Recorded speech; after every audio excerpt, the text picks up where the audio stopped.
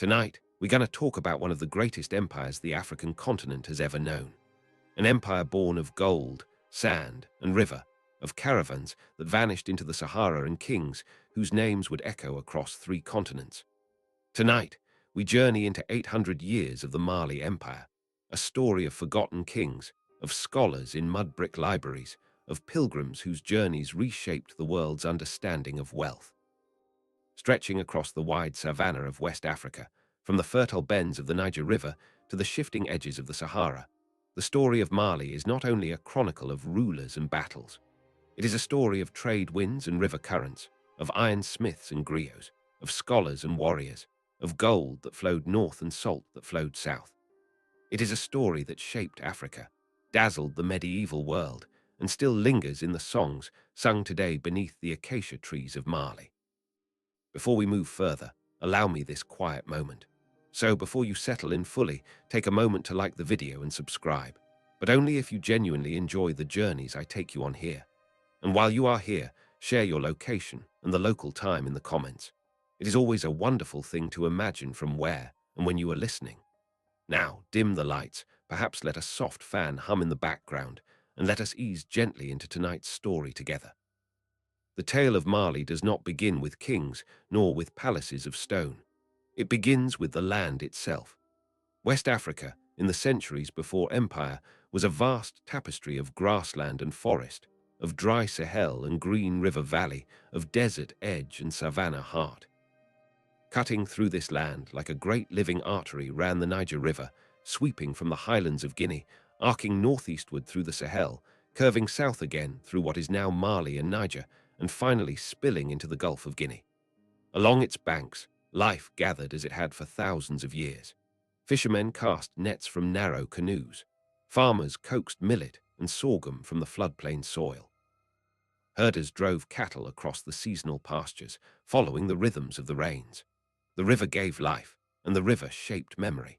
Every village along its length carried stories older than any written record. Long before the empire of Mali rose to greatness, this land had already known civilizations of remarkable depth. Along the inland delta of the Niger, near a place we now call Djenné-Djinné, an urban settlement flourished as early as the 3rd century before the Common Era. There, without walls, without palaces, without kings that we can name, thousands of people lived and worked together in a city of round mud brick homes, forging iron, weaving cloth, trading gold and copper, shaping pottery in kilns whose smoke rose above the wetlands. Djenné-Djinné reminds us of something important. The greatness of Africa did not wait for foreign contact to begin. It was already there. Old, patient, complex, quietly enduring under the West African sun. By the time the first millennium of the Common Era was turning, another power had risen to dominate the Western Sahel. It was called Ghana, though it bore no relation to the modern nation that carries that name today. The Ghana Empire, known to its own people as Wagadu, rose among the Soninke people, a Mande-speaking group whose lands lay to the northwest of the Niger Bend. From perhaps the 4th or 5th century onward, Ghana grew wealthy on a simple and profound truth. It sat between two worlds that desperately needed one another. To the north, across the Sahara, lay the Berber kingdoms of the Maghreb, and beyond them the merchant cities of North Africa, hungry for gold. To the south lay the forests and river valleys of West Africa, rich in gold but hungry for salt, that precious mineral without which human life cannot endure. Ghana became the middleman, and in becoming so, it became rich. Camel caravans, some numbering in the thousands of animals, crossed the burning Sahara laden with slabs of salt cut from the mines of the deep desert, with copper, with cloth, with beads, with books. They arrived at the trading cities of Ghana, at places like Kumbai Sale, and there they exchanged their goods for gold, for ivory, for kola nuts, and sadly also for enslaved human beings. The kings of Ghana taxed every load that entered and every load that left. From this tax, they built armies, they built palaces, they built the memory of an empire so wealthy that Arab geographers of the medieval world wrote of it with astonishment, claiming that the king of Ghana tethered his horse to a nugget of pure gold. But no empire endures forever. By the 11th century, Ghana began to weaken. The reasons are debated by scholars to this day. Some point to the rise of the Almoravid movement, a militant Islamic revival that swept out of the Western Sahara in the 11th century and pressed hard upon the northern trade routes. Others emphasize environmental change, the gradual drying of the Sahel, the exhaustion of pastures, the shifting of trade patterns.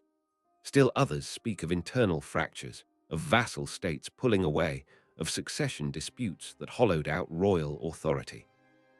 Whatever the true blend of causes, by the 12th century, Ghana was no longer the master of the Western Sahel.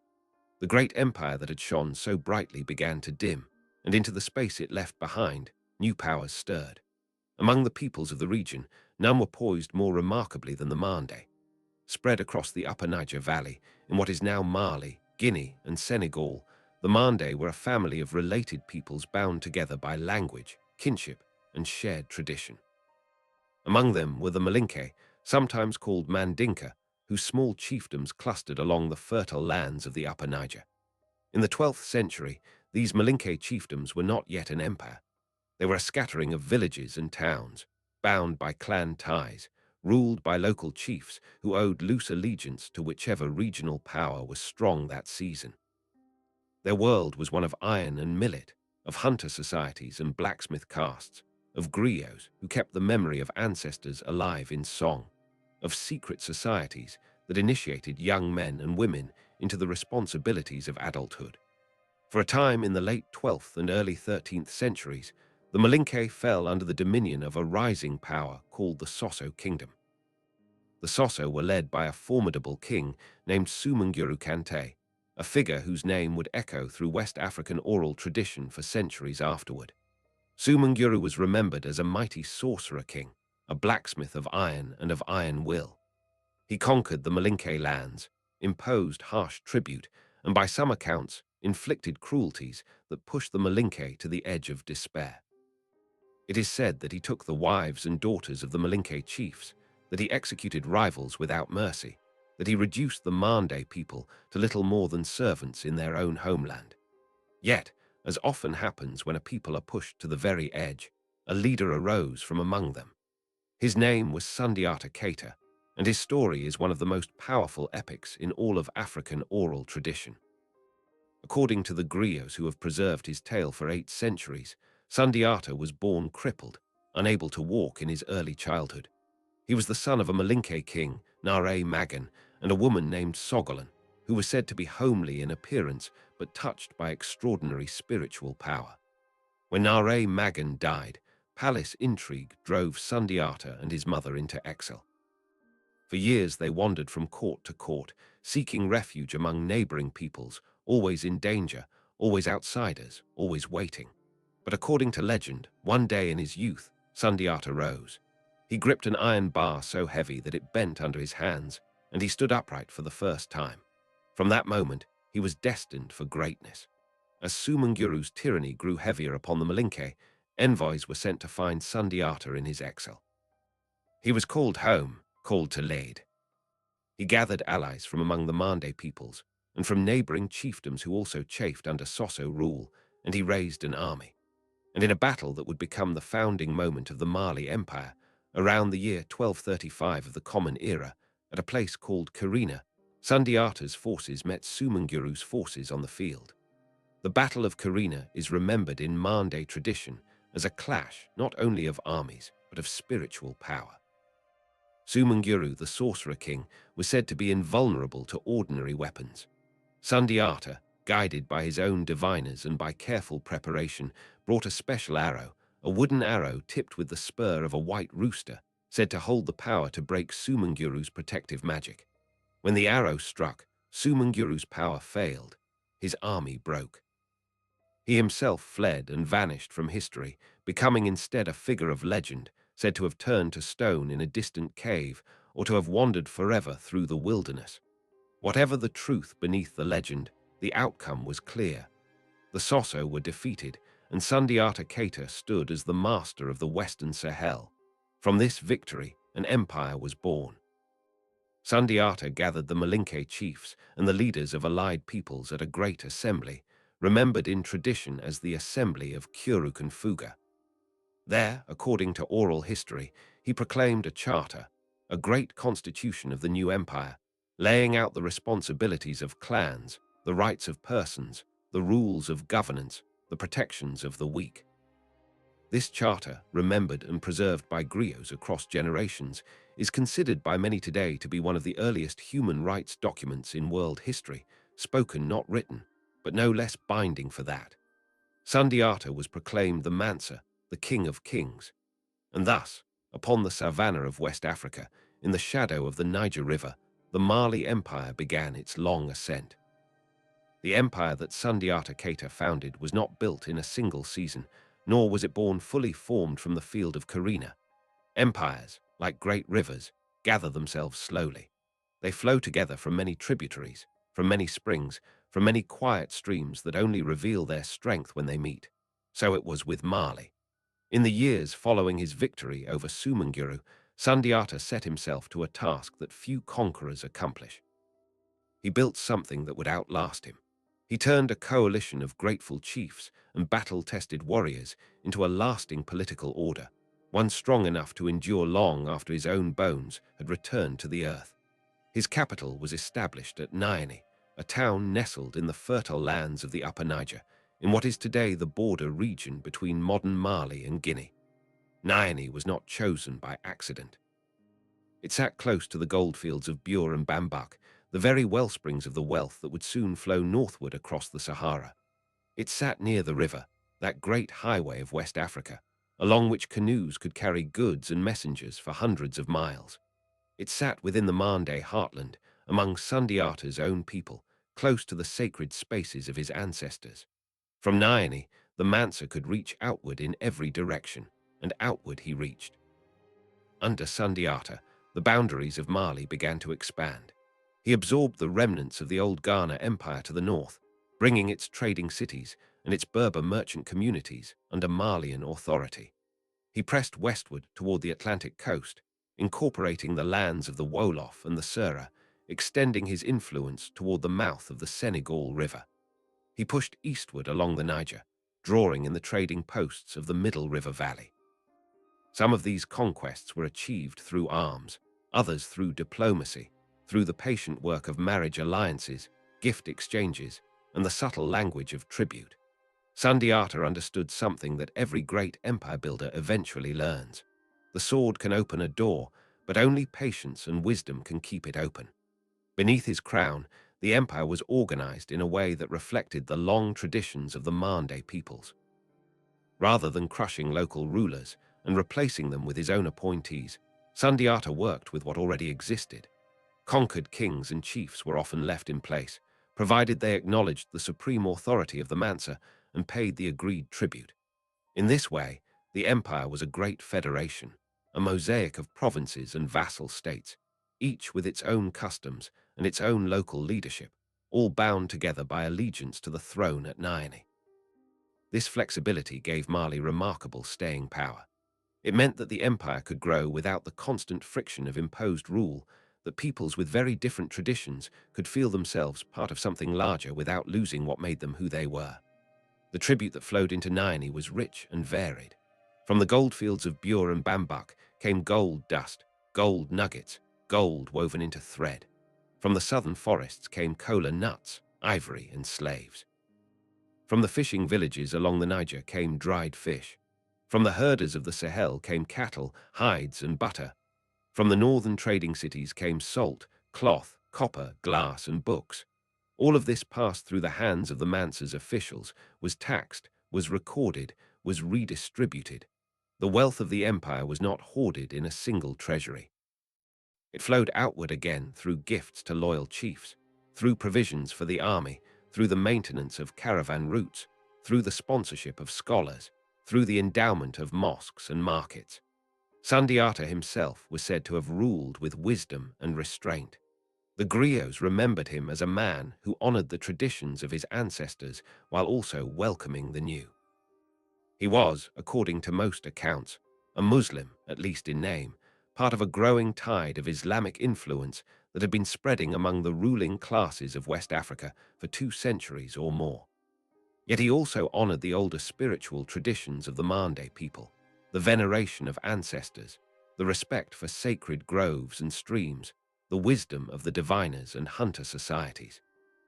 This dual identity, holding Islam in one hand and the older ways in the other, would become characteristic of the Mali Empire for centuries to come. It was a source of both flexibility and, in later years, tension. Sundiata's reign, according to the traditional accounts, lasted about a quarter century. He died sometime around the middle of the 13th century, though the exact date is uncertain, as are the exact circumstances of his death. Some traditions say he drowned while crossing the Sansanding River. Others say he was killed by an arrow during a public ceremony. Still others say he died of natural causes and was buried in secret so that no enemy could disturb his rest. Whatever the truth, his passing marked the end of the empire's founding chapter and the beginning of its long career as a Sahelian power. The succession that followed Sundiata was, at first, uncertain. His son, Uli, took the throne and continued the expansion his father had begun. Uli is remembered as the first Mansa to make the pilgrimage to Mecca, undertaking the long and dangerous journey across the Sahara to the holy cities of Arabia. This was a significant gesture. It signaled to the wider Islamic world that Mali was no marginal frontier kingdom, but a serious Muslim state worthy of respect. It also brought Uli into contact with the wider currents of Islamic learning and diplomacy, currents that would flow ever more strongly through Mali in the decades to come. Yet after Uli's reign, the empire entered a troubled period. The succession passed through several of Sundiata's descendants, none of whom seemed able to hold the throne for long. There were coups, murders, factional struggles among the great families of the empire. The griots preserve the names, though the details are murky. There was Wati and there was Khalifa. There was Abu Bakr, and there were regents who ruled in the name of children. At one point, according to the accounts preserved by the 14th century Arab historian Ibn Khaldun, a former slave named Sakura seized the throne. Sakura had risen through the military ranks under Sundiata's dynasty, and when the royal line faltered, he grasped power for himself. He proved, remarkably, to be a capable ruler. He expanded the empire further, subduing rebellious provinces and re-establishing central authority. He too made the pilgrimage to Mecca, though on his return journey he was killed by robbers in the deserts near the Red Sea. His body was returned to Mali for burial, and the throne passed back to the Keita line. Through all these turbulent years, the deep foundations that Sundiata had laid held firm. The empire did not disintegrate. The provincial governors, the tribute system, the great trade routes, the market cities, the mosque and the ancestral shrine, all of these continued to function even when the throne itself was contested. This was perhaps the greatest testament to Sundiata's vision. He had built something that did not depend upon any single ruler for its survival. By the late 13th century and the opening of the 14th, Mali was already recognized as the dominant power of the Western Sahel.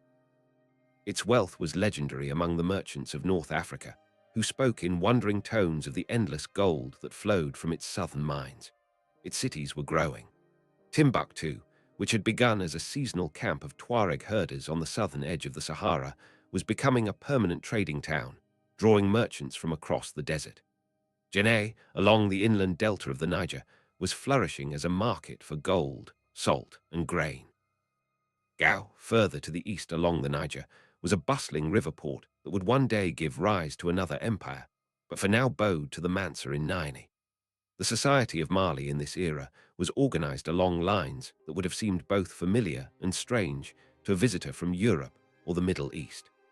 At the top stood the Mansa and the royal Keita clan, along with the great families of Sundiata's original allies, whose descendants held hereditary offices at court. Below them was a class of free commoners, farmers, fishermen, herders, and traders who owed tribute and military service to their overlords. Alongside these were the specialized castes, most notably the blacksmiths, the leather workers, and the griots, each of whom held a specific hereditary role in the fabric of society. The blacksmiths were more than mere artisans. They were considered to hold spiritual power, to be able to work with fire and iron in ways that touched upon the deep forces of the earth. The griots were the keepers of memory, the singers of praise, and the tellers of history, without whom the story of Sundiata himself would have been lost to time. And beneath all these were the enslaved, some captured in war, some born into servitude, whose labor sustained fields and mines and households across the empire. The economy was built around agriculture at its base and around trade at its heights. Most Malians were farmers, growing millet, sorghum, rice along the wetlands, and vegetables in household plots. Cattle and goats provided milk, meat, and hides. The river provided fish. Iron tools, forged by the blacksmith castes, made the work of farming possible. Above this agricultural foundation rose the towering structure of trans-Saharan commerce, which brought gold northward and salt southward, along with slaves, cloth, copper, and countless other goods. The Mansa took his share of every load, and from this share he financed his court, his army, his diplomatic missions, and his mosques. Religion in Mali was a layered thing. Islam was the faith of the ruling class, of the merchants, of the scholars. It was carried southward by North African traders and by Muslim clerics who had been settling in West Africa for generations. Yet Islam in Mali did not sweep away the older traditions. It coexisted with them. In the villages, the old ways continued. Ancestors were honored, spirits of place were respected, diviners were consulted, initiation societies continued their work. Even at the royal court, the Mansa was surrounded by Muslim advisors and by traditional spiritual specialists, both of whom were considered necessary to the proper functioning of power. This blended religious world would produce, in the coming century, one of the most extraordinary rulers in all of medieval history, a man whose journey to Mecca would rewrite the world's understanding of African wealth. But before we reach him, we must pause here at the threshold of the 14th century, with the empire stable, the trade routes humming, the mosques rising, and the griots singing of Sundiata beneath the acacia trees. The 14th century opened over the Mali Empire like a slow sunrise, revealing a land that had grown vast, wealthy, and confident. The turbulence of the succession disputes had settled. The provinces held firm. The trade routes hummed with caravans. And in Nyani, upon the throne of Sundiata, a new dynasty had established itself, drawing its authority not directly from the founder, but from a related branch of the Keita line. Among these rulers, one stood who would prepare the ground for the greatest moment in the empire's history. His name was Abu Bakr II, and though he ruled only briefly, his story is among the strangest and most haunting in the long chronicle of medieval Africa. Abu Bakr II is said to have been fascinated by the great ocean that lay to the west of his empire, that endless expanse of water we now call the Atlantic. According to accounts preserved by later Arab historians, he could not accept that the ocean simply ended somewhere beyond the horizon. He believed there must be lands across it, distant shores populated by people yet unknown. And so, in a decision that would have astonished the courts of Europe had they known of it, he commissioned a great fleet. Hundreds of ships, according to the account, were built and provisioned. He ordered them to sail westward across the ocean and to return only when they had reached the far shore or when they had exhausted their supplies. Only one ship returned. Its captain reported that his companions had been swept away by a powerful current in the middle of the ocean, that they had vanished into the unknown. He alone had turned back and survived. But Abu Bakr II was not discouraged. He was, if anything, more determined. He commissioned an even larger fleet, and this time he decided to lead the expedition himself. Before departing, he handed authority over the empire to a trusted deputy, a member of his court whose name would soon eclipse his own in the memory of history. Abu Bakr sailed westward with his ships, into that immense blue horizon, and he never returned. What became of him and his sailors, no one has ever known. Some scholars in the modern era have speculated that his ships might have reached the coast of the Americas, generations before the voyages of the Genoese and Portuguese, though there is no hard evidence to support this. Others believe more simply that the expedition perished at sea, swallowed by storms or by the vastness of the ocean. Whatever the truth, Abu Bakr II disappeared from the earth, leaving his empire in the hands of the man he had chosen to hold it in his absence. That man was Mansa Musa. Mansa Musa, whose full name in the traditions is Musa Keita I, ascended the throne around the year 1312. He inherited an empire already vast, already wealthy, already respected. But under his hand, Mali would rise to a height that no West African state had ever known, and his own name would travel further than perhaps any African ruler's name had ever traveled in the medieval world. He was a devout Muslim, learned, generous, ambitious, and possessed of a keen sense of both piety and grandeur. He understood, as few rulers of any age have understood, that power is not only wielded but also displayed, that the perception of greatness is itself a form of greatness, and that the eyes of the wider world could be opened to Mali if only Mali would step boldly onto the stage. For the first years of his reign, Mansa Musa consolidated the empire he had received. He continued the work of expansion, pushing Malian influence further to the north and east, absorbing new provinces along the middle Niger and pressing outward toward the desert edge. He strengthened the caravan routes, ensured the safety of merchants passing through his territories, and built up the treasury with the steady flow of gold from the southern mines.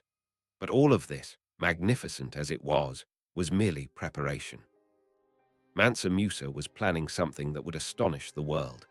In the year 1324 of the Common Era, according to the calendar of the Christians, or the year 724 by the Islamic reckoning, Mansa Musa set out from Naini upon the pilgrimage to Mecca.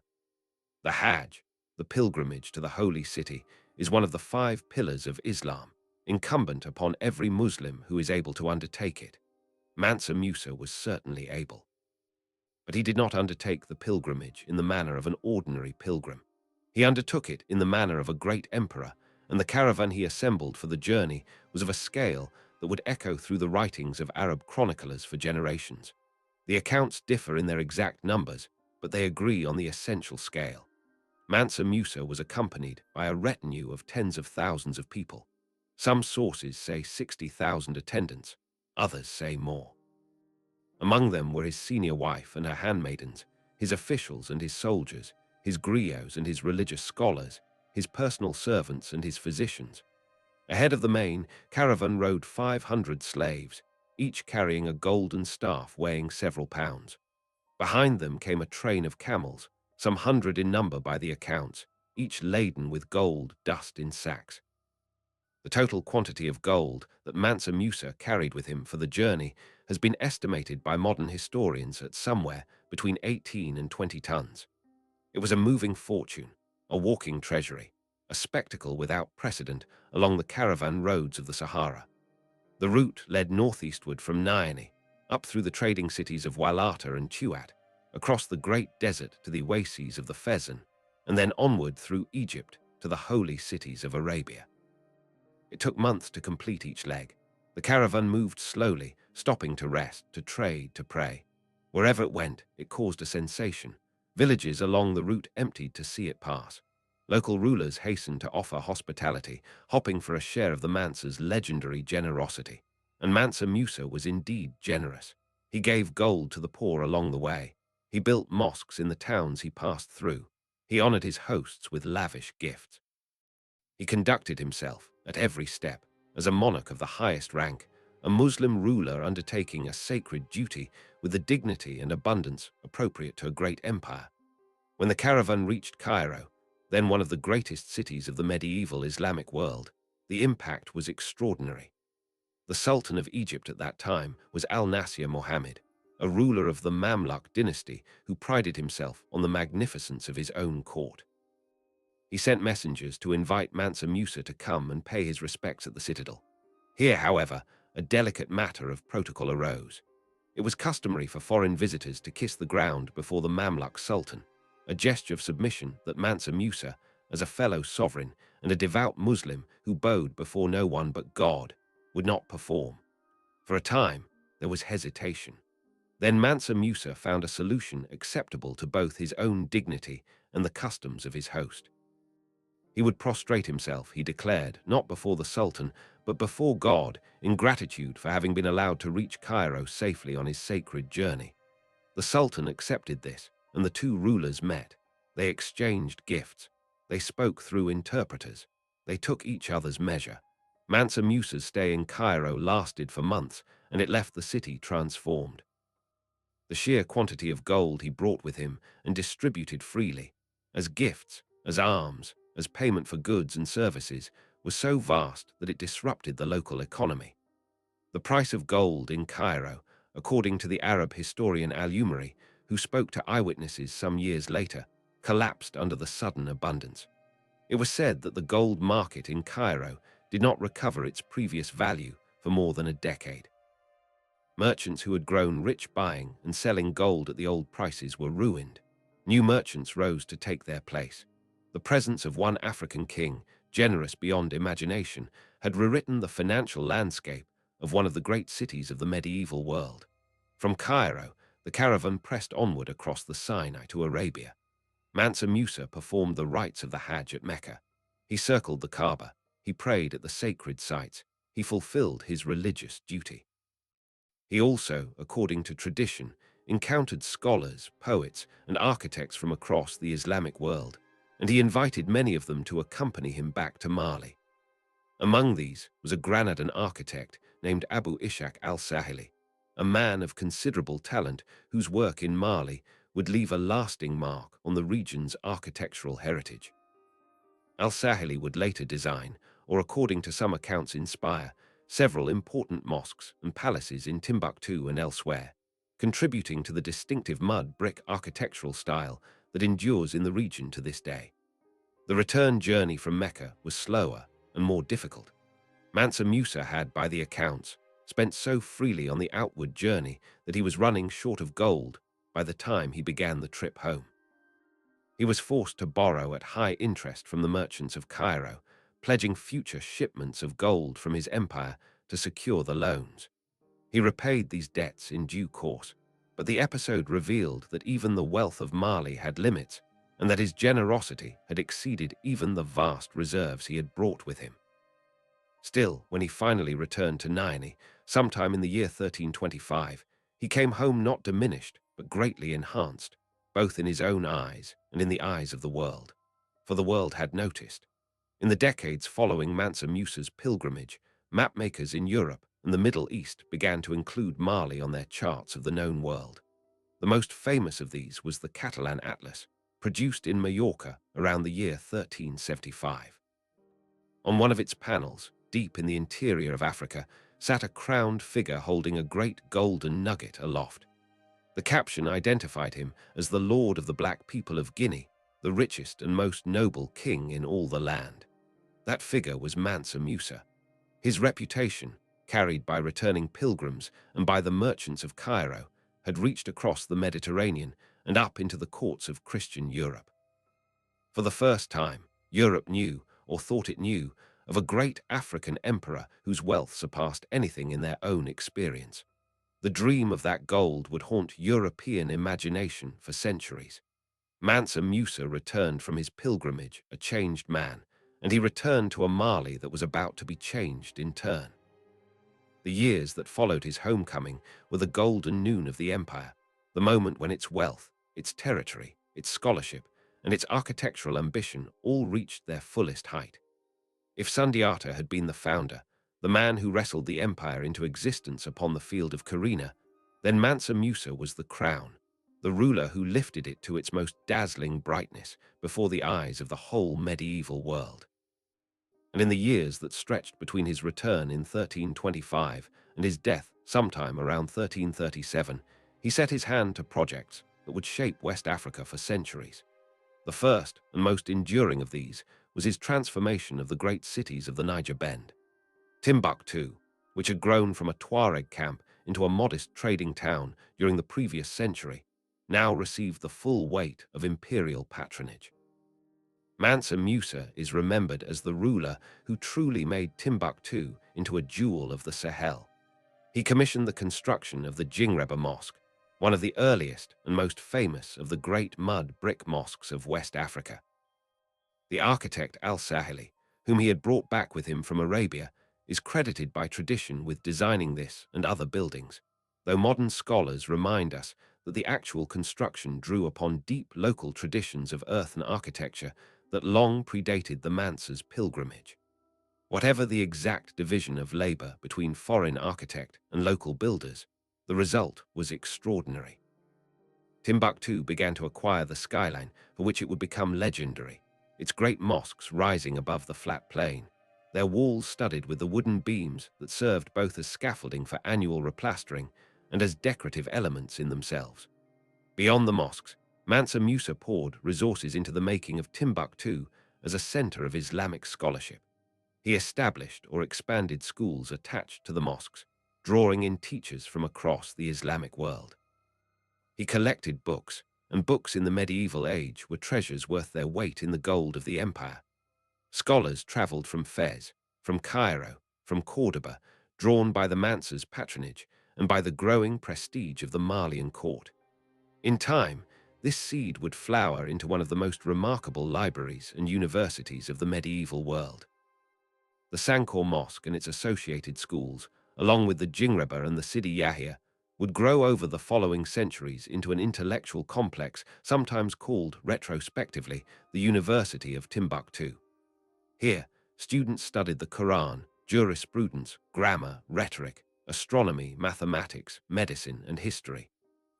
At the height of its influence, some centuries after Mansa Musa's death, the schools of Timbuktu are said to have hosted 25,000 students at a time, in a city whose total population may have reached 100,000.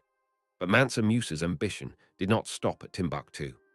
In Jenne, another of the great cities of the Niger inland delta, he supported the construction of what would become one of the largest mud brick buildings in the world, the Great Mosque of Jenne. The structure that stands there today is a 19th century reconstruction, but it stands upon the foundations laid centuries earlier in the age of Mali, and it preserves the architectural memory of that earlier moment. Jenne, like Timbuktu, became a center of both trade and scholarship, its narrow streets thick with the smell of leather, incense, dust, and river water, its merchants weighing gold on brass scales, its scholars debating in the courtyards behind the mosque. Gautu, further down the Niger, received the Mansa's attention. It was already an important river port, and under Mali it grew into a substantial trading city, though it retained a somewhat semi-independent character, its people culturally distinct from the Mande core of the empire. In later centuries, this distinctness would matter enormously, but for now, in the 14th century, Gao acknowledged the Mansa in Niani and paid its tribute like the rest. Beyond the great cities, Mansa Musa strengthened the administrative machinery of his empire. He divided the realm into provinces, each governed by a Faber, a governor appointed by and answerable to the throne.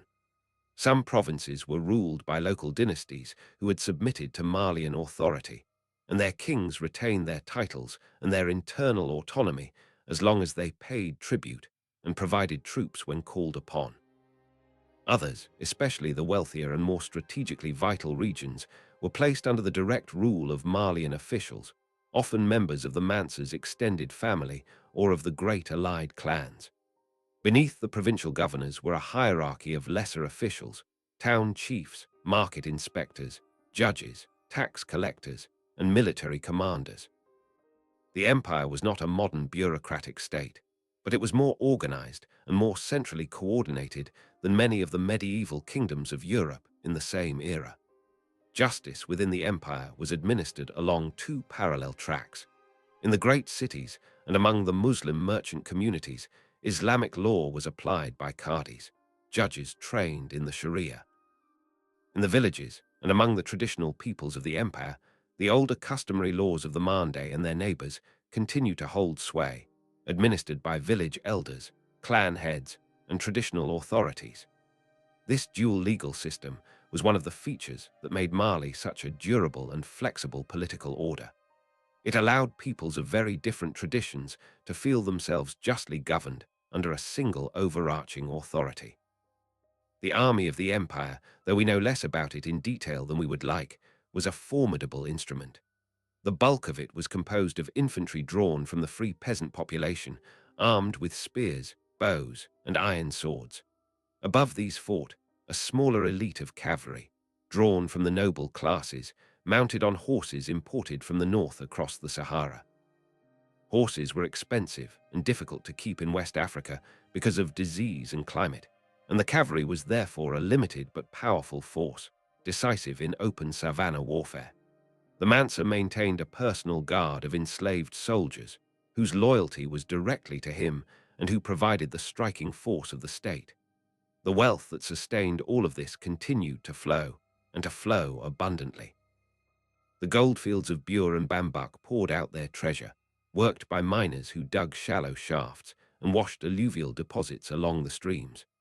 The salt mines of Taghaza, deep in the Sahara, sent southward the great slabs of rock salt, sometimes weighing hundreds of pounds each, that were essential to human survival in the tropics. The kola nut trade brought northward the mildly stimulating nuts of the southern forests, prized both as a stimulant and as a symbol of hospitality throughout the Islamic world. Ivory, hides, cloth, and enslaved people also flowed along the trade routes, each contributing to the tribute and the taxes that filled the Mansa's treasury. Life in Mansa Musa's Mali, for those who lived within its embrace, was in many ways secure and prosperous. Travelers from the north remarked upon the safety of the roads, the honesty of the merchants, the strict application of justice. It was said that a traveler could journey from one end of the empire to the other without fear of robbery, and that anyone who took the property of another would be punished swiftly and severely. This was, of course, an idealized picture. Life in medieval West Africa, as in medieval anywhere, was hard, uncertain, and often brief. Famine struck the villages when the rains failed. Disease carried away children before they could grow. Warfare, though the empire kept it at the periphery, still touched the lives of those who lived on the frontiers. Slavery, that ancient and terrible institution, hung over the poor and the captive as it did throughout the medieval world. Yet for all these hardships, the 14th century was for Mali a moment of confidence and expansion. The Islamic scholar Ibn Battuta, that greatest of medieval travelers, would visit the empire some years after Mansa Musa's death, and he would leave us the single most detailed eyewitness account of the empire that survives from the medieval period. When Ibn Battuta arrived in Mali in the year 1352, he was received at the court of Mansa Sulayman, Mansa Musa's brother and eventual successor. Ibn Battuta traveled from the north, crossing the Sahara from Morocco through the great salt mines of Taghaza, and then descending into the Sahel by way of Walata, the first major Malian city on the northern frontier. His account, written after his return to Morocco, gives us a vivid picture of the empire in the generation after Mansa Musa. He describes the strict discipline of the Mansa's court, where subjects approaching the throne would prostrate themselves and sprinkle dust upon their own heads as a sign of humility. He describes the elaborate ceremonial protocols, the reception of ambassadors, the distribution of food and gifts, the public audiences held beneath a great pavilion. He praises the security of the roads and the piety of the people, remarking that Malians memorized the Quran carefully and punished their children if they were slow to learn it. He notes with approval the way that Muslim scholars were honored, that Friday prayers filled the mosques, that the great festivals of the Islamic calendar were observed with dignity. But Ibn Battuta was also puzzled and troubled by certain things he saw. He was scandalized by the freedom with which women moved in public, by their relative unveiling, by their friendships with men who were not their husbands or relatives. In Walata, he wrote that women had male friends among those outside their family, and that men had female friends of the same kind, and that neither party seemed to see any harm in this. This offended his North African sensibilities, but for us today his complaints are a fascinating window into the fact that Malian society, while genuinely Muslim in its ruling class, retained many features of the older Mande culture, including a greater degree of freedom for women than existed in the more thoroughly Arabized societies of North Africa.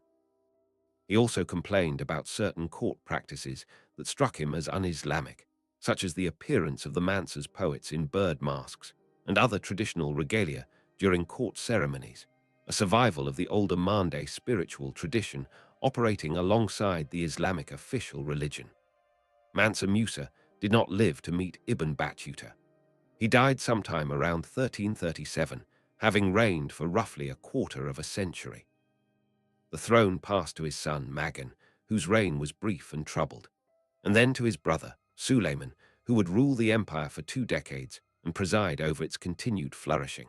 But the empire that Mansa Musa left behind, radiant in gold, adorned with mosques, honored across the Islamic world, would not remain unchanged forever.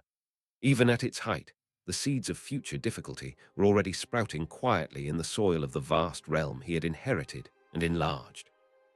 The death of Mansa Musa was not the end of Mali's greatness, but it was the beginning of a slow shift in the empire's fortunes, a shift so gradual that those who lived through its earliest phases could scarcely have noticed.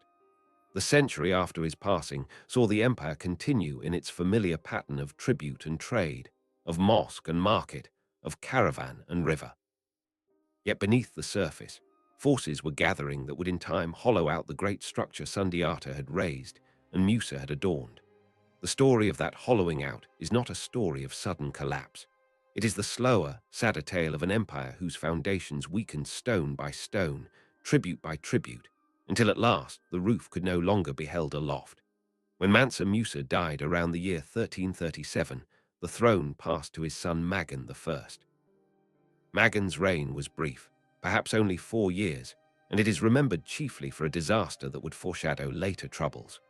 During his time on the throne, a group of raiders from the eastern edge of the empire, from among the mossy peoples of what is today Burkina Faso, launched a surprise attack on Timbuktu. They swept into the city, plundered its markets, burned parts of its neighborhoods, and withdrew before the imperial army could respond. Timbuktu was rebuilt, of course, and its scholars returned to their books, but the incident revealed something troubling. The empire's frontiers were not as secure as they had once been. The Mansa's writ did not run quite so far as it had in Musa's day, and peoples who had once bowed to Mali were beginning to test the strength of its grip. Magan was succeeded by his uncle Suleiman, another son of the founder of Musa's dynasty, and Suleiman would rule Mali for 2 decades, from about 1341 to 1360. It was during his reign that Ibn Battuta made his celebrated visit and left us his eyewitness account. Suleiman was, by most measures, an able ruler. He restored the treasury after the extravagances of his brother's later years. He tightened the administration. He reasserted control over restive provinces.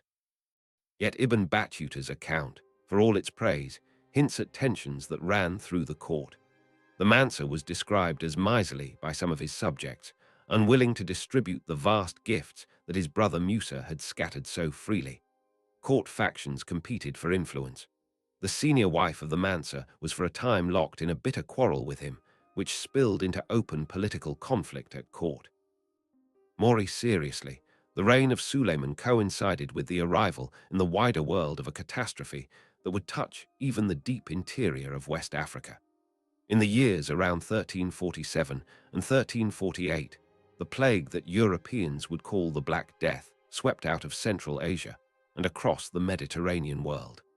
It killed perhaps a third of the population of Europe and the Middle East. Its exact impact on West Africa is debated by historians because the sources are thin. But there is growing evidence that the plague, or something very like it, did indeed reach the Sahel in these years, carried southward by the same caravans that brought salt and books. Whole towns are said in some later traditions to have been emptied. Populations declined. The productive base of the empire was shaken. Suleiman died around the year 1360, and with his death the dynasty entered a period of instability. His son Kamba succeeded him, but reigned only briefly before being overthrown by a nephew of Musa named Mari Jata II, who took the throne around 1360. And here we come to one of the more painful moments in the imperial chronicle. Mari Jata II, who bore the great name of Sundiata's own praised title, proved to be a ruinous ruler. According to the accounts preserved by Ibn Khaldun, he squandered the treasury on personal luxuries and on gifts to his favorites. He is said to have sold the great golden nugget that had been kept in the royal treasury since the days of Musa, a nugget so large that it had been used as tethering post for the Mansa's horse, a symbol of Malian wealth known across the medieval world. He sold it to Egyptian merchants for what was considered a paltry sum. The provinces grew restive under his misrule. Rebellions flickered on the frontiers. When he died around 1374, after a reign of about 14 years, he left the empire poorer, weaker, and more divided than he had found it. The succession after Mari Jata II was again troubled. His son Musa II came to the throne, but real power seems to have rested with a powerful court official, a vizier named Mari Jata, no relation to the previous Mansa of that name. Musa II reigned for about a decade, during which the empire enjoyed a brief recovery, but he died young, and after his death the throne passed through several hands in rapid succession. Assassinations, coups, and factional struggles marked the final decade of the 14th century. Between about 1387 and 1400, at least 3 different Mansas held the throne, each briefly, each unable to restore the stability the empire required. As the 15th century dawned, Mali was still a great power, still the dominant force across a vast stretch of the Western Sahel, still wealthy, still respected. But the cracks were widening. The provinces of the far west, along the Atlantic coast, were drifting toward independence. The Wolof and Sera kingdoms that had once acknowledged the Mansa's authority were beginning to act as sovereign states. In the north, the Tuareg peoples of the desert edge were pressing hard upon the trading cities. And in the east, along the middle Niger, a power was rising that would in time supplant Mali as the dominant empire of the region. Its center was the city of Gao, and its people were the Songhai. The Songhai had been part of Mali's empire for generations. Their rulers had bowed to the Mansa in Niani, had paid tribute in gold and slaves, had provided troops for Malian campaigns. But the Songhai were culturally distinct from the Mande core of the empire, and they had never fully accepted their subordinate role.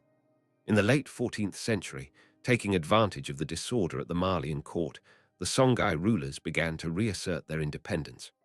Around the year 1400, the Songhai Prince Ali Kolon, who had been held as a hostage at the Malian court along with his younger brother, escaped from Niani and made his way home to Gao.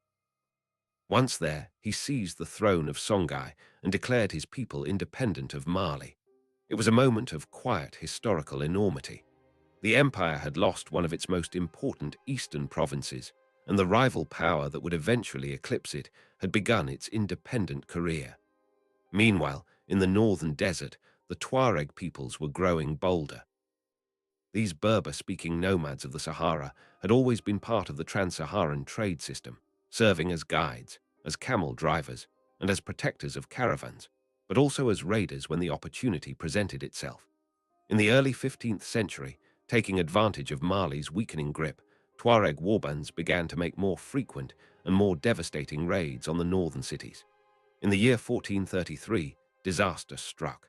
The Tuaregs seized Timbuktu itself. Great city of scholarship and commerce, the jewel that Mansa Musa had adorned, passed out of Malian hands. It would not return.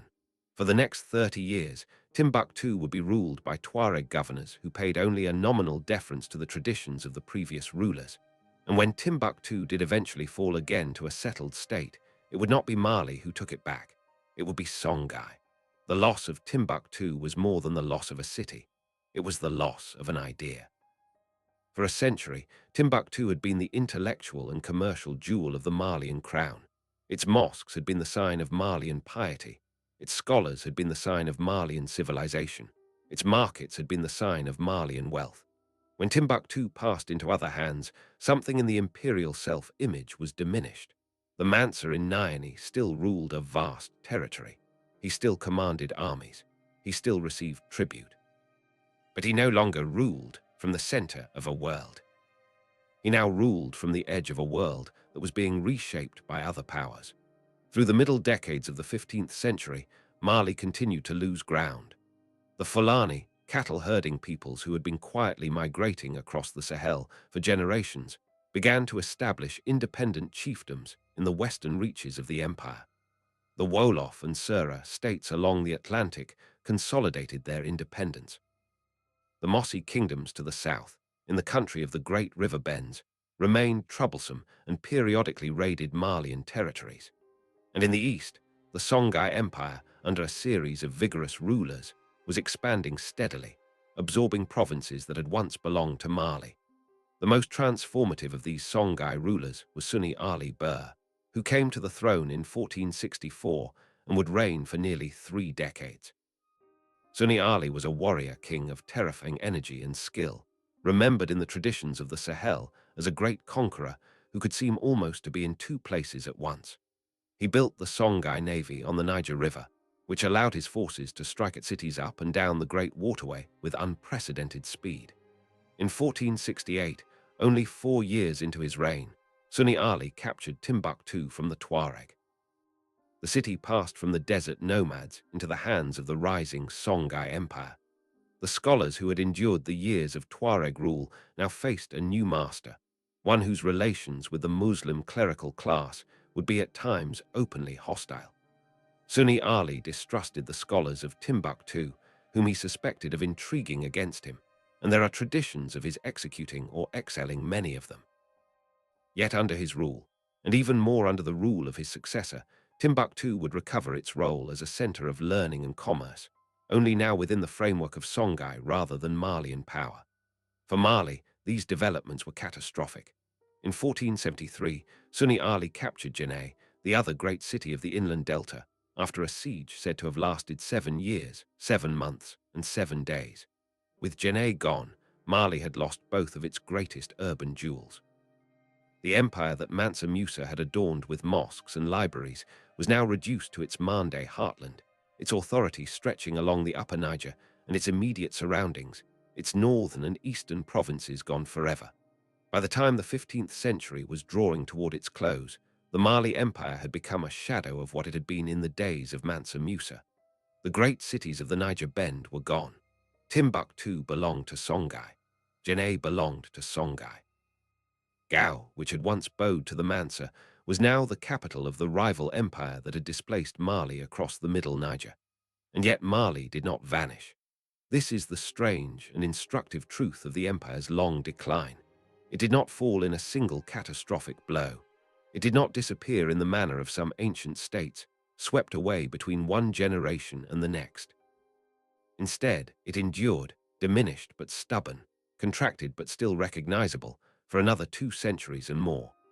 To understand why, and to understand what those 2 centuries were like, we must look closely at the Mali of the late 15th and 16th centuries, the Mali that had lost its northern jewels but still ruled its Mande heartland. The empire that remained after the loss of Timbuktu and Djenné was still substantial by the standards of medieval Africa. It stretched across the upper Niger Valley, from the goldfields of Bure and Bambuk in the west to the Middle River country in the east. It still contained several 100,000 people, perhaps more. Its capital, Niamey, still hummed with the traffic of tribute and trade. Its mansas still ruled from thrones that had been polished by the reigns of many predecessors. And crucially, it still sat astride the goldfields that had been the source of its original wealth. Even as Songhai captured the trading cities that had grown up around the trans-Saharan trade, Mali retained control of the mines that supplied the gold that fueled that trade. This was a source of continuing bargaining power. The kings of Songhai might rule Timbuktu, but they still needed Malian gold to make Timbuktu worth ruling. And Malian gold continued to flow, though now the caravans that carried it northward were often organized by Songhai and Tuareg merchants rather than by Malian officials. The mansas of this reduced Mali were, for the most part, less famous than their great predecessors.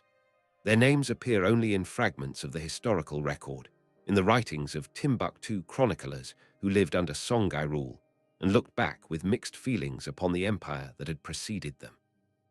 There was Mansa Mahmud, who reigned in the late 15th century and who is remembered chiefly for a disastrous attempt to recapture Djenné from the Songhai.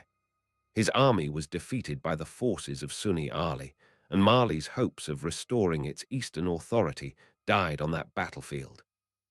There was another Mansa Mahmud, sometimes called Mahmud II or Mahmud III, depending on which line of chronicles one follows, who ruled during the early 16th century and who attempted diplomacy with the rising Songhai Emperor Askia Mohammed the Great. The correspondence between them, of which fragments survive in later Arabic sources, is a poignant record of a diminished Mansa attempting to preserve his dignity in negotiations with a more powerful neighbor. Askia Mohammed, who came to the throne of Songhai in 1493 by overthrowing the son of Sunni Ali, was one of the most remarkable rulers of medieval Africa in his own right. He was a devout Muslim who made his own great pilgrimage to Mecca, accompanied by a caravan and quantities of gold that recalled, on a smaller scale, the earlier journey of Mansa Musa. On his return, he received from the Sharif of Mecca the title of Caliph of the Blacks, a formal Islamic recognition of his authority that gave the Songhai state a religious legitimacy that Mali had never quite claimed in the same terms. Under Askia Mohammed, Songhai expanded to become the largest empire that West Africa had ever known, stretching from the Atlantic coast in the west to the borders of what is now Nigeria in the east, from the southern edge of the Sahara in the north to the forest fringe in the south. Timbuktu flourished under his rule as it had never flourished before. Its scholarly community grew, its libraries expanded, its markets prospered. For Mali, this was both a humiliation and a paradox. The empire that had displaced them was carrying forward, in many ways, the very civilization that Mali had helped to create. The mosques of Timbuktu still stood, the scholars still taught, the caravans still crossed the desert. The Islamic culture of the Western Sahel, which Mali had done so much to nurture, was reaching new heights under a new master. In the writings of the great Timbuktu chroniclers of the 16th and 17th centuries, men like Mahmud Kati and Abd al-Rahman al-Sadi, the memory of Mali was preserved with respect. They wrote of Mansa Musa and his pilgrimage with wonder. They wrote of the founders and the Golden Age. But they also wrote of Mali as something belonging to the past, as the predecessor of Songhai, as the empire that had been. Even as Songhai flourished, Mali continued to shrink. Through the 16th century, the western provinces continued to slip away. The Fulani chiefdoms consolidated their independence. The Wolof kingdoms established themselves as fully sovereign states.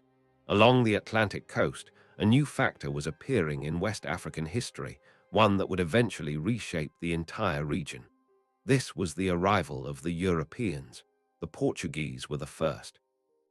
Beginning in the middle of the 15th century, Portuguese ships had been probing southward along the coast of West Africa, driven partly by the search for a sea route to the sources of the gold that they knew was flowing across the Sahara from the interior. Prince Henry of Portugal, sometimes called Henry the Navigator, had sponsored these voyages with the explicit hope of tapping into the Malian gold trade at its coastal margins, bypassing the Muslim merchants of North Africa who dominated the trans-Saharan routes. In 1444, Portuguese sailors reached the Senegal River. In the following decades, they established trading posts along what they came to call the Gold Coast, the Slave Coast, the Grain Coast, the Ivory Coast, names that recorded the commodities they hoped to extract. In 1482, they built the fortress of Elmina on the coast of what is now Ghana, a great stone castle from which they conducted the coastal trade for centuries. At first, this European maritime commerce was a relatively minor factor for the interior empires. The Portuguese traded with coastal peoples for gold, ivory, pepper, and increasingly for enslaved human beings. The volumes were, in the 15th and early 16th centuries, small compared to the great trans-Saharan trade, but they were growing, and they were beginning, slowly, to redirect the flow of West African commerce. Gold that had once traveled northward across the Sahara now had an alternative route, southward to the coast where Portuguese ships waited. Peoples who had once looked to Mali or Songhai as their trading partners now had a new option, the European fortresses along the coast. The economic geography of West Africa was being reshaped, slowly at first, then with gathering speed. For Mali, this coastal trade was distant and only indirectly relevant. The empire had never truly reached the ocean. Its influence had extended to the Wolof and Sera kingdoms, but not to the ports and estuaries where the Portuguese now anchored. What the coastal trade did do to Mali was to accelerate the independence of the Western vassal states. Kingdoms that could now trade directly with Europeans had less need of the Mansa's protection or approval. The centrifugal forces that had been pulling Mali apart since the late 14th century now had a new source of energy.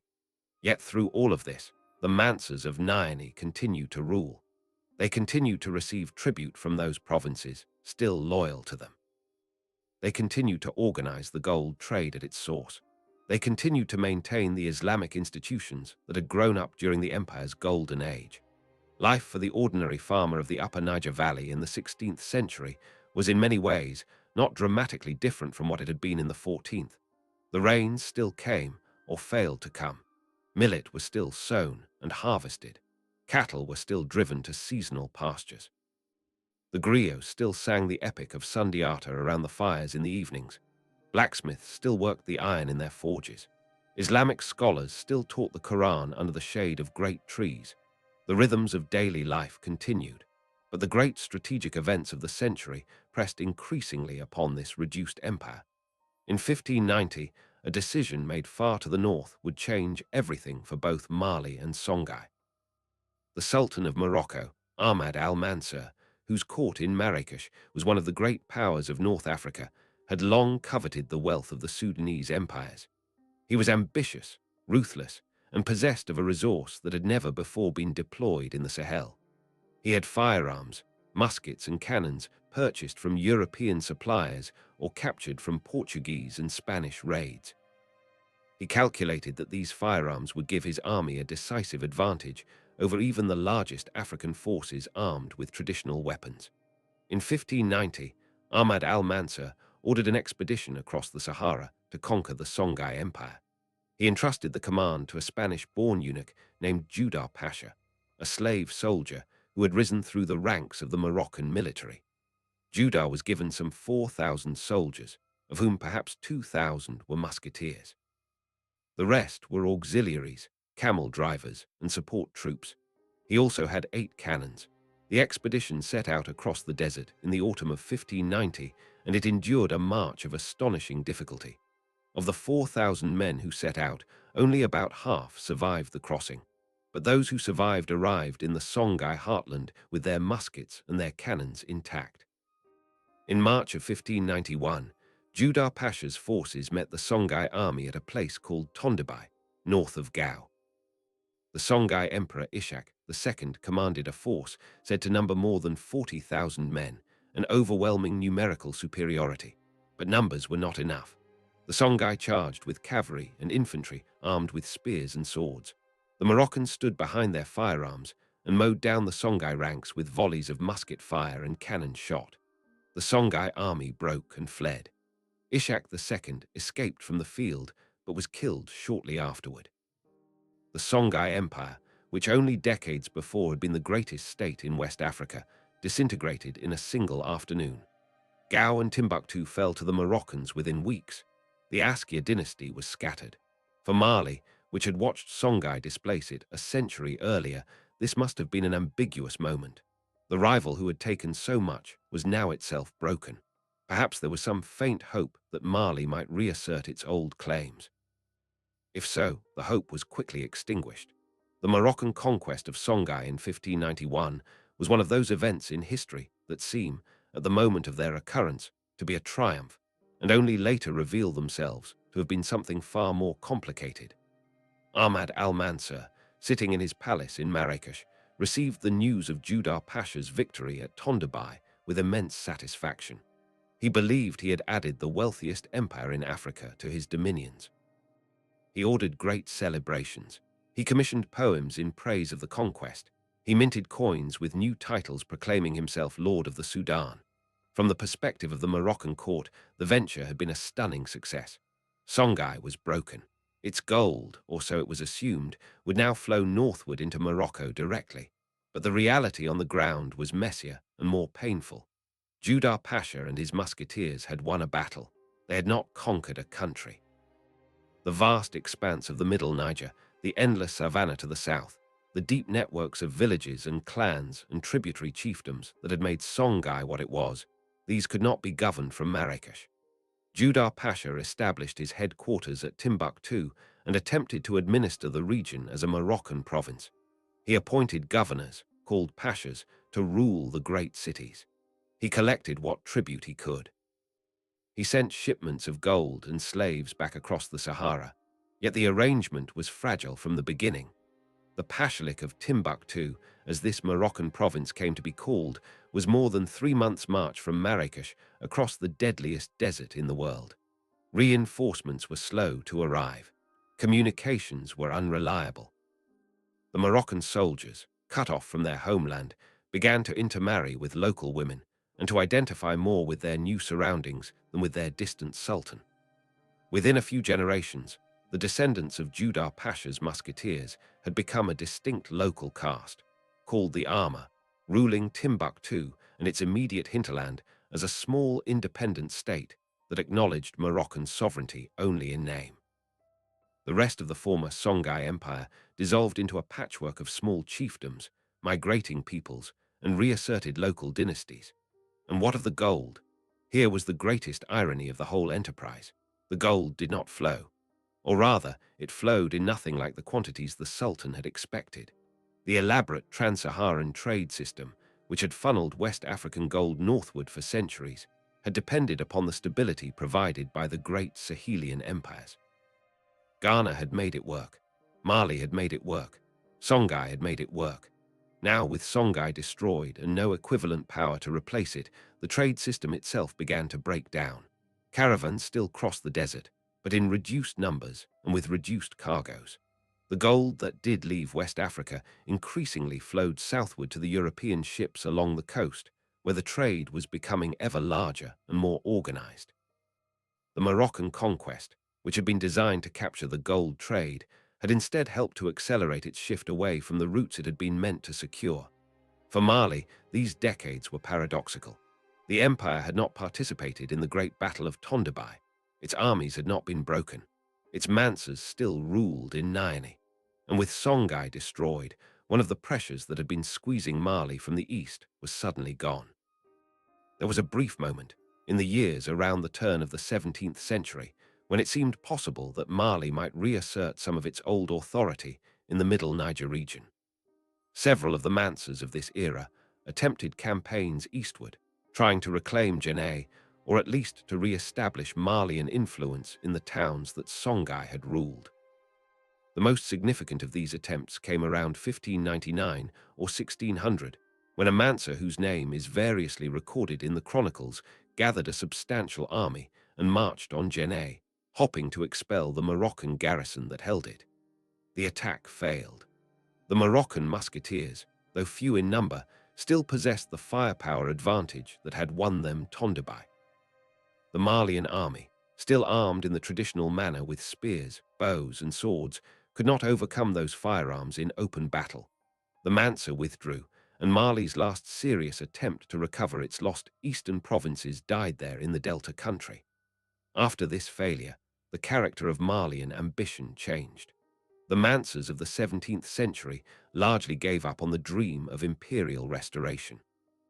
They ruled what they still had, they defended their heartland, they collected their tribute from the provinces that remained loyal, and they watched as the wider world around them continued to shift in ways they could not control. The most powerful of these shifts was the transformation of the Atlantic coast. Through the 16th century, the European presence there had been growing. The Portuguese had been joined by the Spanish, then by the Dutch, then by the English and the French. Fortresses multiplied along the coast. What had begun as a modest trade in gold and ivory had transformed, with terrible momentum, into the transatlantic slave trade. The demand for enslaved African labor to work the plantations of the Americas grew year after year, decade after decade. And the coastal kingdoms of West Africa, along with the interior states that supplied them with captives, became embroiled in a vast, brutal commercial system whose ramifications reached into every corner of the region. For Mali, this new world was distant but not irrelevant. The empire itself did not sit on the coast, and it did not directly participate in the coastal trade with European ships. But the political consequences of the coastal trade rippled inward. Kingdoms that grew wealthy by supplying slaves to the Europeans became more powerful than they had been. Peoples who had once been marginal became central. Traditional patterns of political authority were disrupted. Warfare in West Africa became more intense and more destructive, partly because captives had become a valuable commodity that could be sold to the coastal traders. The demand for slaves incentivized raids and wars that would not otherwise have occurred, and the availability of firearms, purchased from European traders in exchange for slaves, made those wars far more lethal. Mali found itself squeezed between multiple pressures. The Bambara peoples, a Mande group closely related to the Malinke, but with their own strong sense of identity, had been consolidating power in the Middle Niger region throughout the 17th century. By the mid-1600s, the Bambara were emerging as an independent force, no longer content to acknowledge Malian authority even in name. In particular, two Bambara chiefdoms would eventually rise to dominance: the Kingdom of Segu on the Middle Niger and the Kingdom of Kata to the northwest. These states, founded formally in the late 17th and early 18th centuries, would take over much of the territory that Mali had once ruled, and they would do so with a distinctly non-Islamic character. The Bambara rulers, unlike the Mansas, did not adopt Islam. They ruled in the traditional Mande religious idiom, drawing legitimacy from the older spiritual practices, the ancestor cults, the initiation societies, the divination systems. This was, in its way, another reversal. Mali had risen as a fusion of the older Mande tradition with the newer Islamic influence, and its Mansas had used Islam as a source of legitimacy and international standing while also maintaining the old ways at the popular level. As Mali declined and its successor states rose, the balance tilted. The Bambara kingdoms explicitly rejected Islam as the state religion. The Mansas of the diminishing empire clung to Islam with perhaps greater fervor, but their claims to universal authority within the Mande world were increasingly hollow. By the end of the 17th century, the Empire of Mali had effectively contracted to the immediate region around Niani and the upper Niger Valley, its western reaches, and a scattering of loyal chiefdoms. The great pilgrimage routes were closed to it. The trans-Saharan trade in gold and salt continued, but the Malian court no longer sat at its center. The mosques that Mansa Musa had built still stood in Timbuktu, but they belonged now to the Ama, the descendants of the Moroccan conquerors. The old ceremonial protocols of the Malian court, described so vividly by Ibn Battuta 3 centuries earlier, still existed in some form, but they were performed for smaller audiences, over smaller territories, with less awe. Yet Mali did not die. This is the enduring theme of its long decline. It faded, but it did not disappear. Through the 17th and into the 18th century, Mansas continued to reign in Niani, or in whatever the capital had by then become. Some accounts suggest that the capital shifted several times during this period, as different branches of the Keita dynasty asserted themselves and as external pressures forced relocations. Kangaba, a town in the modern Malian region south of Bamako, is sometimes identified as a later capital of the diminished empire. It became a place of great symbolic importance for the Mande peoples, associated with the sacred memory of Sundiata and the founding of the empire. The Kamabolan Shrine at Kangaba, a small mud brick structure that is ceremonially re-roofed every 7 years in a great ritual involving the entire community, is said to preserve the memory of the great charter of Kyuru and to embody the continuing spiritual authority of the Keita lineage.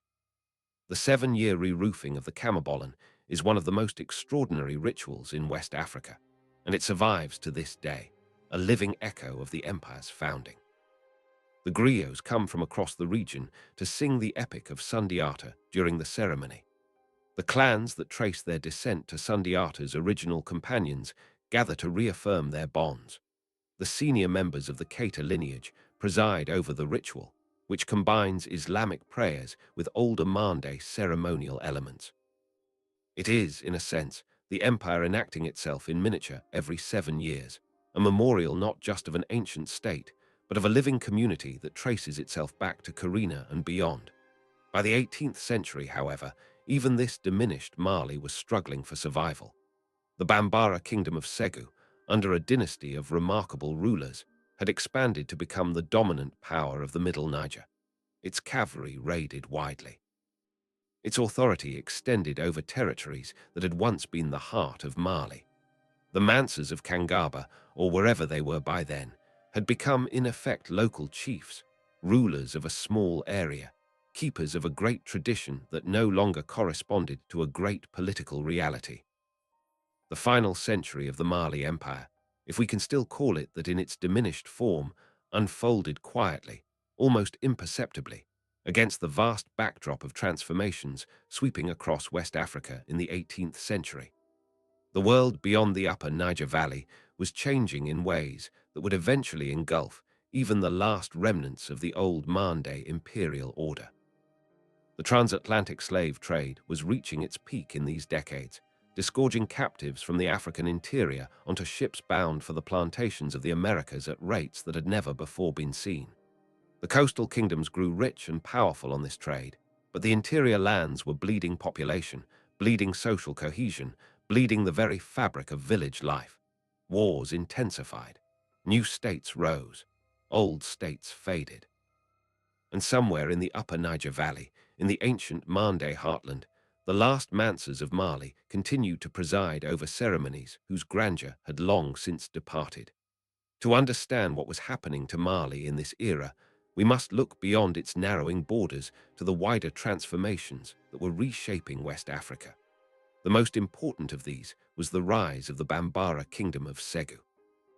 Founded in the late 17th century by a Bambara warlord named Mamri Coulibaly, sometimes called Biton Coulibaly, Segu grew rapidly into the dominant power of the Middle Niger. Biton created a professional military force, the Tunjon, drawn largely from enslaved warriors who owed their loyalty personally to the king.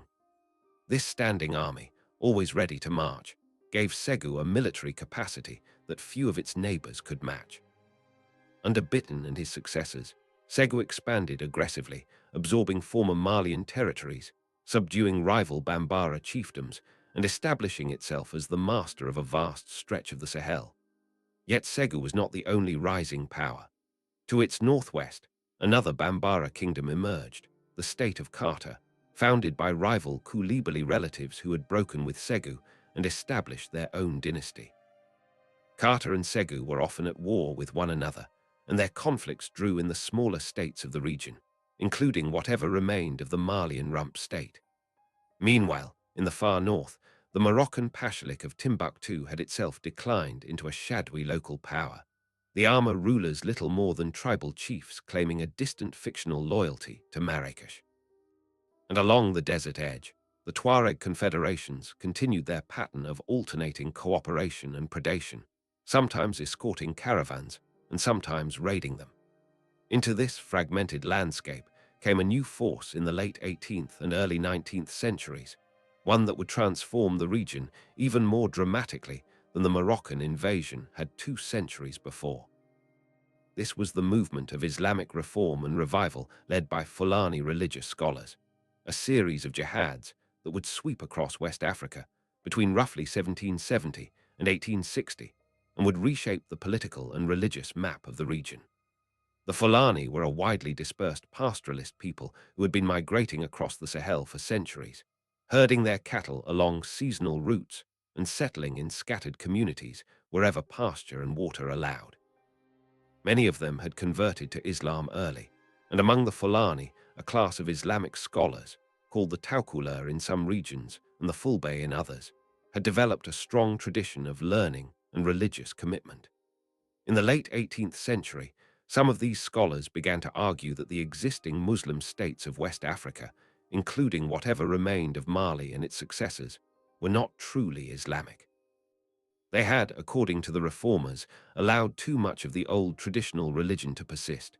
They had permitted un-Islamic practices at court. They had failed to enforce Sharia in daily life. The reformers argued that a true jihad, a struggle to establish a properly Islamic order, was required. The most famous of these Fulani reformers was Usman Dan Fodio, who launched his jihad in what is now northern Nigeria in 1804, and who eventually founded the Sokoto Caliphate, one of the largest states in 19th century Africa. But there were many others. In the region that had once been the heart of Mali, the most consequential of the Fulani reformers was a man named Sekou Amadu, who launched his own jihad in the inland delta of the Niger in 1818. Sekou Amadu conquered the Fulani chiefdoms of the delta and then extended his authority over the great cities of Janneh and eventually Timbuktu itself. He founded a new state, sometimes called the Masna Empire or the Caliphate of Hamdallahi, whose capital was a new purpose-built city that Seku Ahmadu constructed as the model of an Islamic community. Masséna flourished for a generation, imposing a strict Islamic order across the Middle Niger, before it in turn was overthrown by another jihad, this one led by a Toucouleur reformer named Oumar Tall in the 1860s. For the remnants of the Mali Empire, these were bewildering and dangerous decades. The Mansas of what was now essentially the small state of Kangaba, or its equivalents, watched as new powers rose and fell around them. They saw the Fulani jihads reshape the religious landscape, sometimes with a violence that recalled the worst moments of the earlier centuries. They saw the coastal trade continue to distort the political economy of the interior. They saw slave raiders, whether Bambara or Fulani or Tuareg, striking deeper and more brutally into the villages that had once looked to the Mansa for protection. Their own ability to protect had long since eroded. What remained was ceremonial authority, spiritual prestige, and the memory of Sundiata. Around this same time, another new factor began to make itself felt along the western fringes of the old Malian world. This was the growing presence of European powers, no longer content to remain in their coastal fortresses, but beginning to probe inland. In 1795, a young Scottish surgeon named Mungo Park was dispatched by the African Association in London to explore the course of the Niger River. Park landed in the Gambia and travelled inland, enduring extraordinary hardships, being imprisoned by local rulers, escaping, wandering half-starved through the Sahel, and eventually reaching the Niger near the town of Segu. From there, he travelled downstream for some distance before turning back and making his way, barely alive, back to the coast. His account of his journey, published in 1799, was a sensation in Europe. It gave Europeans their first detailed eyewitness account of the interior of West Africa in centuries. It described Segu as a great city with tall mud brick houses and busy markets.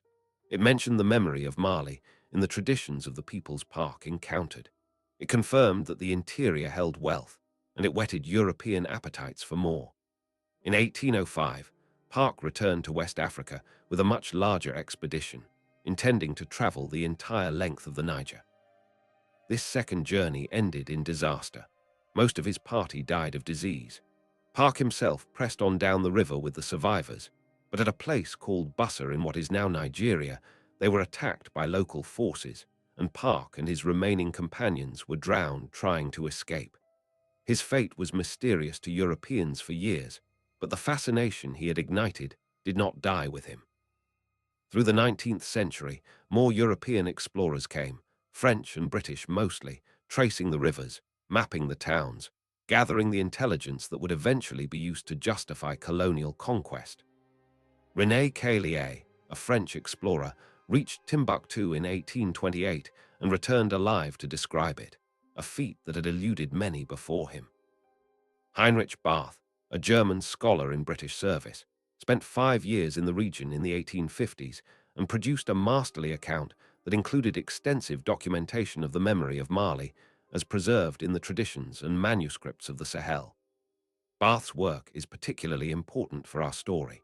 He recognized, as few Europeans of his era did, the depth and sophistication of the Islamic scholarly tradition in West Africa. He met with scholars in Timbuktu who showed him manuscripts of extraordinary antiquity and quality. He heard the epic of Sundiata sung by griots. He recorded the names of the Mansas as they were remembered in the traditions of the Mande peoples. He understood, in a way that few outsiders did before or since, that West Africa was not the primitive frontier that European stereotypes imagined, but a region with a deep and continuous civilizational history. His writings, largely ignored in his own time, would become one of the foundational sources for later historians attempting to reconstruct the story of Mali. Meanwhile, the political history of what remained of Mali was reaching its final chapter. In 1861, the great Toucouleur reformer Oumar Tall, who had already conquered vast territories in the west, launched a campaign against the Bambara kingdom of Segu. Segu fell to his forces in 1861, and Oumar established his authority across the Middle Niger. Carter had already fallen to him in 1855. The Bambara kingdoms, which had inherited so much of the old Malian territory, were now themselves subject to a new Islamic empire. Umatall pressed further eastward, eventually clashing with the Massana Caliphate that had itself displaced earlier orders. Yuma defeated Massana in 1862, but died in 1864 during the subsequent conflicts, leaving his sons and lieutenants to administer his vast but unstable empire. Through all these convulsions, the Malian rump state around Kangaba survived somehow, ignored more than defeated. The Mansas of the Keita line continued to reign over their small territory. The Kamabolan shrine continued its 7-year cycle of re-roofing ceremonies. The griots continued to sing of Sundiata. But the political relevance of these things to the wider region was minimal by the middle of the 19th century. Mali as a functioning political order had effectively ceased to exist. Mali as a memory, as a source of identity for the Mande peoples, as a foundational reference for the civilizational history of West Africa, continued to be very much alive. And then, in the 1880s and 1890s, came the final and most transformative outside force of all.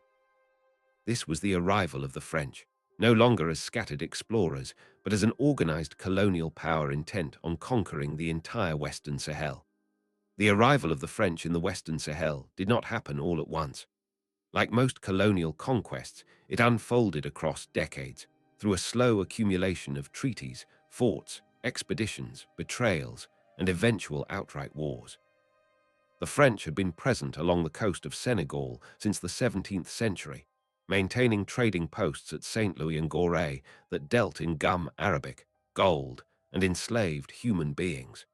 Through the 18th and early 19th centuries, their presence remained largely coastal.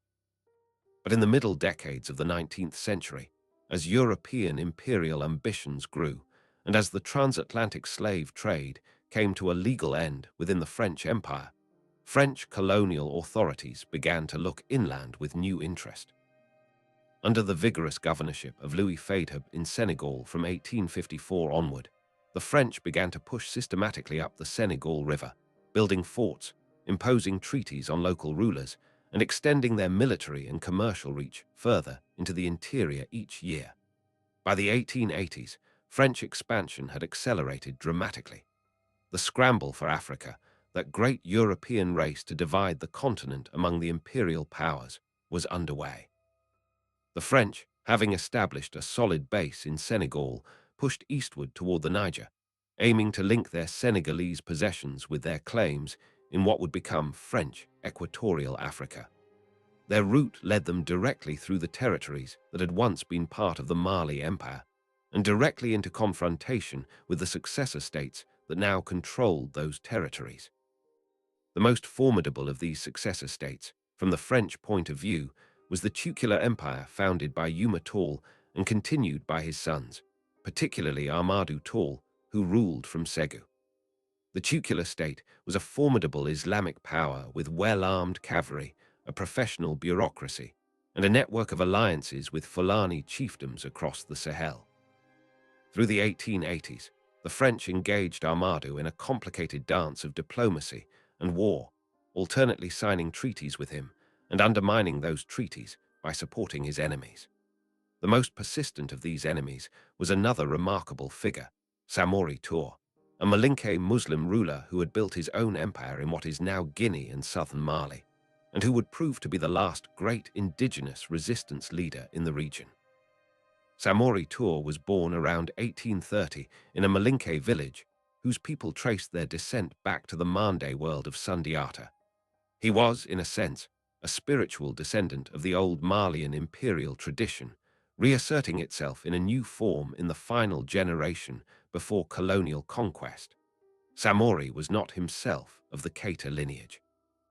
He was a self-made ruler who had risen through commerce and warfare, gradually building a state that at its height encompassed vast territories across what is now Guinea, Mali, Burkina Faso, and Ivory Coast. He organized a standing army equipped with modern firearms, purchased from European traders on the coast. He established a sophisticated administration based on Islamic law. He ruled with skill and determination for more than 3 decades. The wars between Samori and the French, which occupied much of the 1880s and 1890s, were among the longest and most bitterly fought colonial wars in West African history. Samori's forces used mobility and terrain expertly, avoiding decisive battles when the French had superiority in artillery, striking hard when opportunities appeared. When one region became too hot, Samori simply moved his entire state to another region, transferring populations, rebuilding administration, continuing the fight. It was a remarkable performance of political and military improvisation. But the French, with the vast resources of an industrialized European empire behind them, could sustain the pressure indefinitely. In 1898, Samori was finally captured by French forces in what is now Ivory Coast. He was exiled to Gabon, where he died in 1900.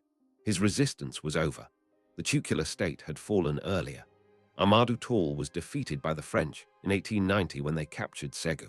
He fled eastward, eventually dying in exile in what is now Nigeria in 1898. With the collapse of the tutelar empire and the final defeat of Samori, French authority extended across virtually the entire former territory of the old Mali Empire. The colonial administration organized these vast conquered lands into a new territory called French Sudan, which would eventually become part of French West Africa, and which in 1960 would achieve independence as the modern Republic of Mali. What happened to the Keita Mansas during all of this? The historical record is fragmentary, but the essential story can be told. The small state around Kangaba, along with other pockets of continuing Keita authority in the Mande heartland, submitted to French rule during the 1880s and 1890s, mostly without significant resistance. The French did not, for the most part, view the Keita Mansas as major political threats. They were preserved as local traditional authorities within the framework of colonial administration, a role that they would continue to play, in modified form, throughout the colonial period and into the era of independence.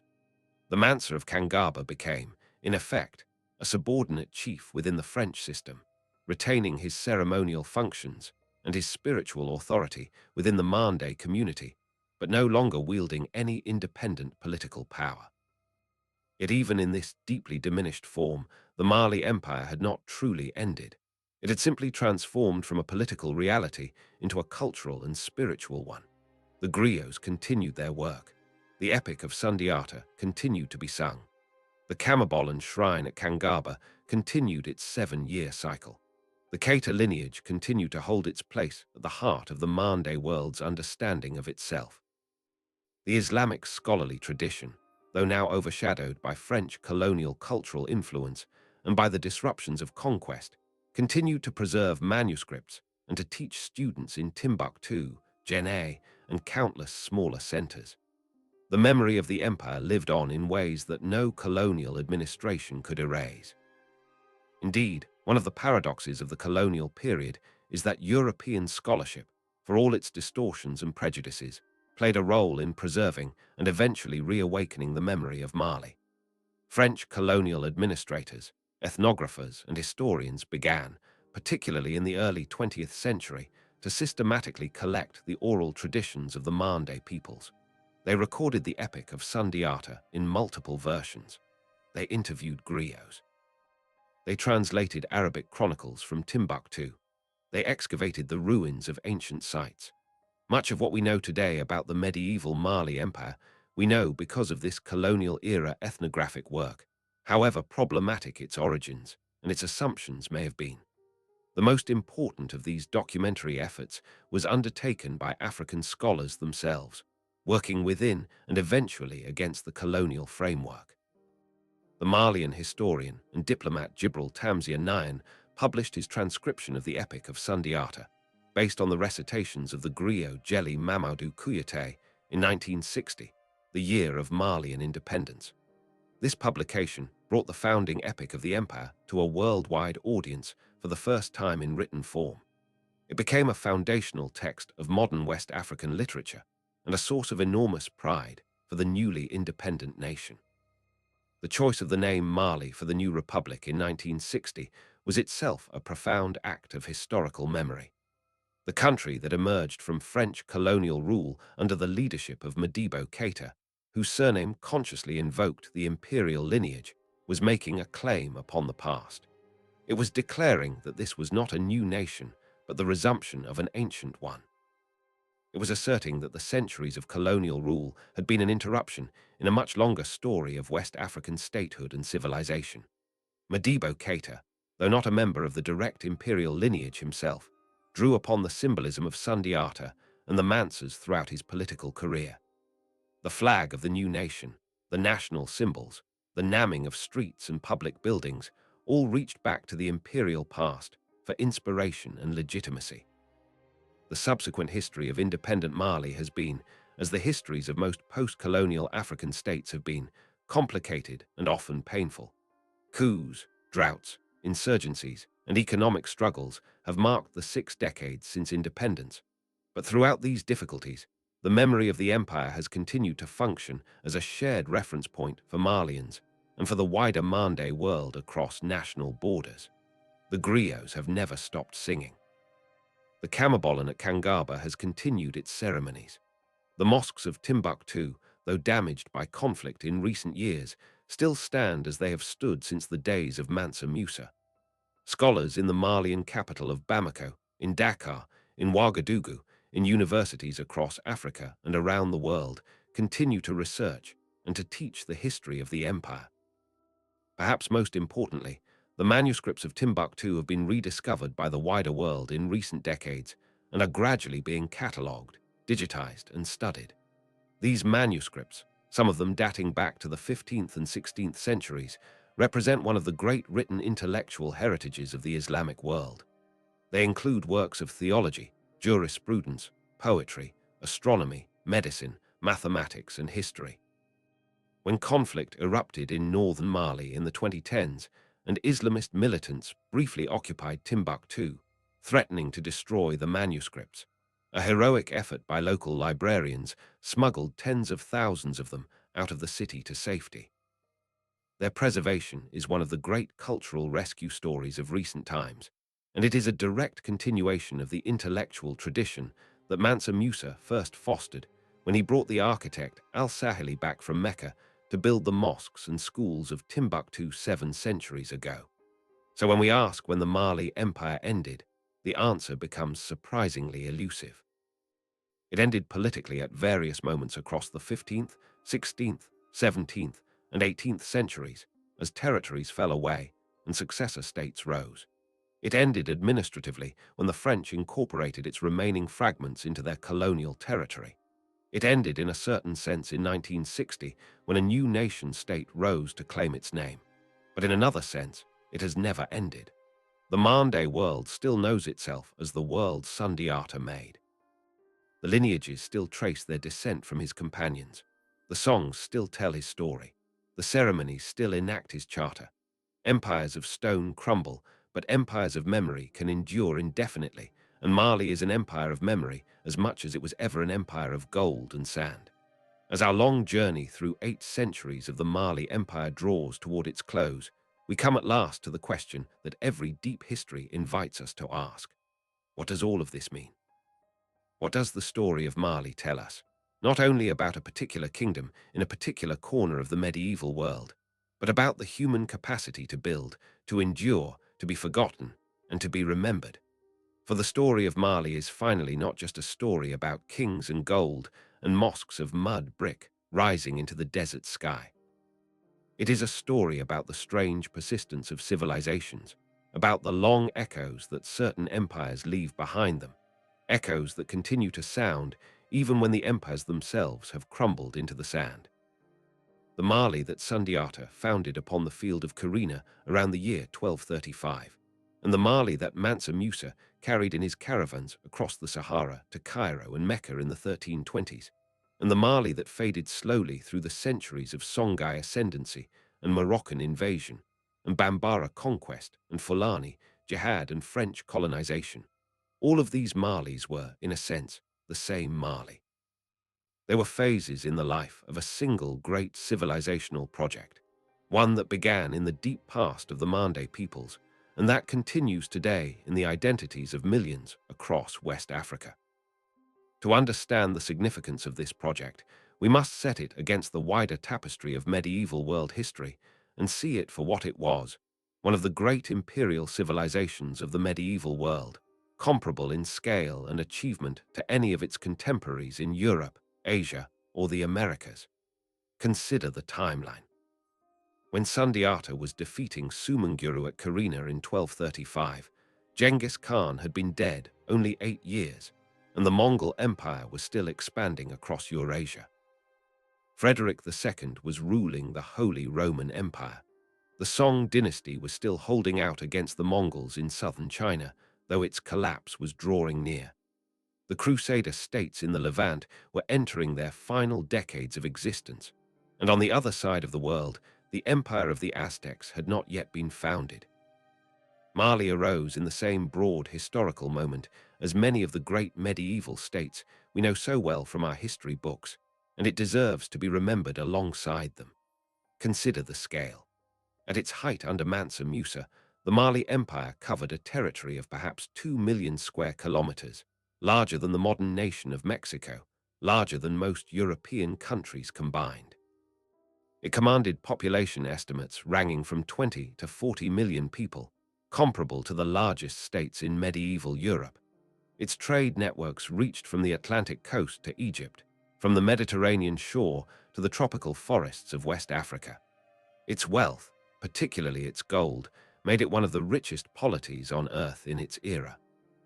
When Mansa Musa arrived in Cairo, the shockwaves he sent through the local economy were the kind of shockwaves that only a truly major economic power can produce. Consider the achievements. The Mali Empire built cities of remarkable sophistication. Its mud brick mosques stand today, some of them, as the largest earthen structures in the world. Its libraries preserved thousands of manuscripts across every field of medieval Islamic learning. Its scholarly institutions in Timbuktu, Jenne, and elsewhere trained generations of teachers and jurists whose influence spread across the Islamic world. Its epic literature, preserved in oral form by the griots for 8 centuries, ranks among the great narrative traditions of humanity, alongside the Iliad, the Ramayana, the Shahnameh, and the sagas of the North. Its political traditions, particularly the Great Charter of Kurukan attributed to Sundiata, contain some of the earliest known articulations of principles that today we would call human rights and constitutional governance. Consider the syntheses that Mali achieved. It brought together, in a single functioning civilizational order, Islamic religious tradition and older Mande spiritual practice. It integrated urban commercial life and rural agricultural life. It combined centralized imperial authority with substantial local autonomy for tributary states. It maintained diplomatic and commercial relationships with the Islamic states of the Mediterranean and Middle East while remaining rooted in the specific cultural traditions of West Africa. These were not easy syntheses. They required constant negotiation, constant balance, constant renewal. That Mali maintained them for centuries is testimony to the political and cultural genius of the men and women who built and sustained the empire. And consider what Mali was not. It was not, for all its wealth and reach, a state that sought to conquer beyond its natural civilizational boundaries.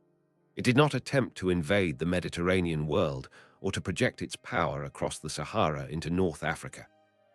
It did not, unlike so many great imperial powers, exhaust itself in wars of endless expansion.